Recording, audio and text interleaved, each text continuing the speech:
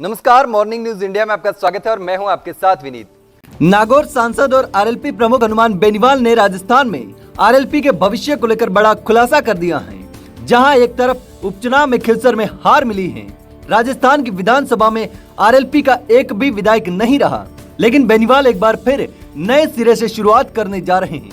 बेनीवाल ने आने वाले 4 साल तक अपनी पार्टी का प्लान बता दिया है।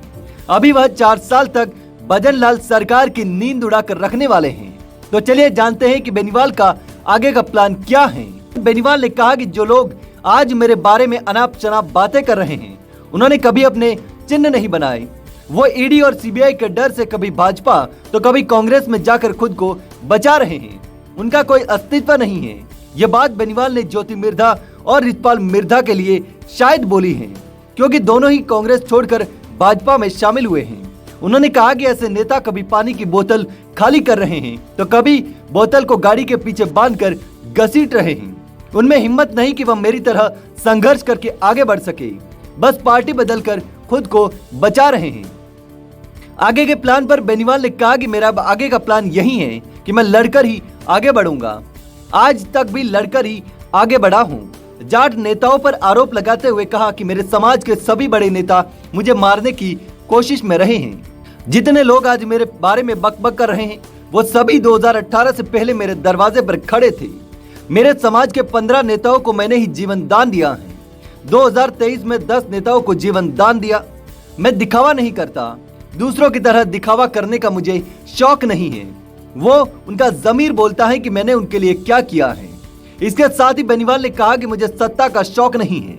सत्ता का शौक होता तो 2003 में वसुंधरा राजे के साथ चला जाता, लेकिन मैं ऐसा नहीं करने वाला और ना मैंने ऐसा किया, क्योंकि मुझे सत्ता का शौक नहीं है। मैं संघर्ष करना चाहता हूं। मैं प्रदेश को बचाने के लिए राजनीति कर रहा हूं।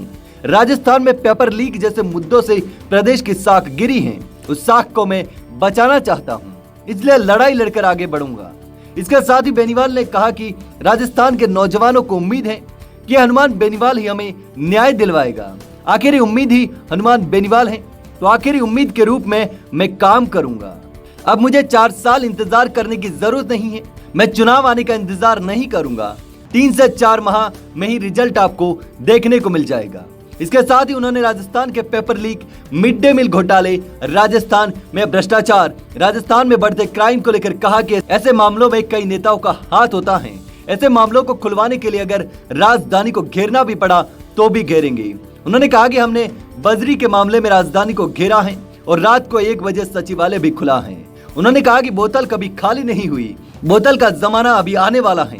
आने वाले समय में राजस्थान में कांग्रेस कहीं नजर नहीं आएगी। विपक्ष के रूप में सड़कों पर लड़ते हुए सिर्फ आरएलपी ही दिखेगी। तो ऐसे में अब देखना होगा कि आने वाले समय में किस तरह हनुमान बेनीवाल विपक्ष के रूप में जनता की आवाज को बुलंद करते हैं। बाकी आने वाले समय में क्या होता है, बेनीवाल किस तरह सरकार से लड़कर जनता के लिए काम करवाते हैं, वह तो आने वाले वक्त में ही पता चलेगा। ऐसे ही और वीडियोस देखने के लिए सब्सक्राइब करें मॉर्निंग न्यूज इंडिया को और जुड़े रहिए हमारे साथ।